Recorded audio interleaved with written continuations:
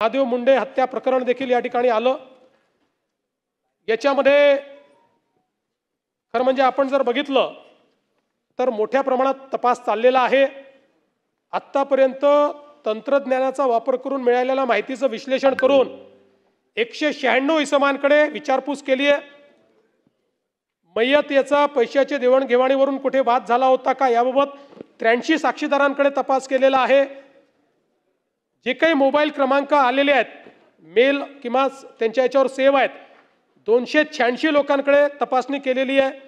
37 साक्षीदारांचे जबाब नोंदवलेले आहेत आणि त्यासोबत जो काही व्हिसेरा अहवाल आहे या संदर्भातही मोठ्या प्रमाणात पुन्हा त्याची तपासणी करणं चाललेलं आहे।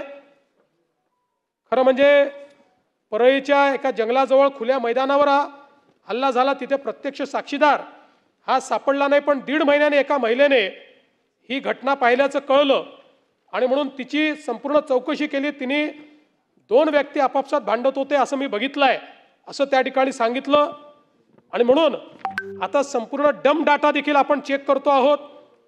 जवळपास 150 नंबरचा डंप डाटा हा त्या ठिकाणी चेक करण्याचं काम चाललेलं आहे। त्यामुळे मी एवढंच आश्वस्त करू इच्छितो, कारण त्यांच्या पत्नी निश्चितपणे पत्नीला सर्वाधिक त्या ठिकाणी दुःख असेल, त्यांचा आक्रोश आपण समजू शकतो, पण याच्यामध्ये कुठेही कोणालाही पाठीशी घातलं जाणार नाही। तर या संदर्भात जी काही कारवाई करण्याची गरज आहे ती कारवाई केली जाते आणि पुढे देखील ती केली जाईल। आता isakal.com आहे देशातील नंबर 1 ची मराठी न्यूज वेबसाईट। प्रत्येक अपडेटसाठी isakal.com ला नक्की भेट द्या। आव्हाड साहेबांनी ठाणे शहरात जमील शेख याची काही निगरूण हत्या झाली, त्याच्या तपासामध्ये पोलिसांनी हलगर्जीपणा केलाय असं सांगितलं। हे जमील शेख महाराष्ट्र नवनिर्माण सेनेचे पदाधिकारी आणि RTI कार्यकर्ते होते आणि हे जे काही फिर्यादी आहेत फैजल शेख यांनी जी काही फिर्याद दिली त्या फिर्यादीमध्ये त्यांनी सांगितलं की स्थानिक नगरसेवक नजीब मुल्ला यांचे कट्टर राजकीय विरोधक होते व जमील शेख हे नजीब मुल्ला यांच्या अनधिकृत कामाची माहिती RTI मार्फत प्राप्त करत होते, त्यामुळेच नजीब मुल्ला यांनी जमील शेख यांचा खून करण्याचे कारस्थान रचले असा मला संशय आहे असं फिर्यादीमध्ये त्यांनी त्या ठिकाणी सांगितलेलं आहे। यामध्ये 9 आरोपी निष्पन्न झाले आहेत, 7 आरोपींना अटक करण्यात आली आहे, 2 आरोपींचा अजून शोध सुरू आहे। 7 अटक आरोपींपैकी या ठिकाणी एका आरोपीला न्यायालयाने जामिनावर मुक्त केले आहे, 6 आरोपी न्यायालयीन कोठडीत आहेत।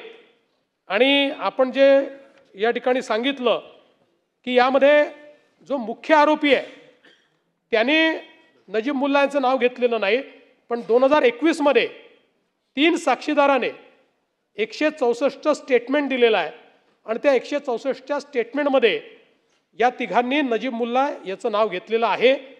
आणि त्यानुसार आत्ता तरी पोलिसांनी जी काही चौकशी केलेली आहे त्या चौकशीत यांनी दिलेलं विवरण आणि प्रत्यक्ष घटना याच्यामध्ये जी पुराव्याची साखळी मिळायला पाहिजे ती पुराव्याची साखळी नाही, त्यात विसंगती दिसते आहे।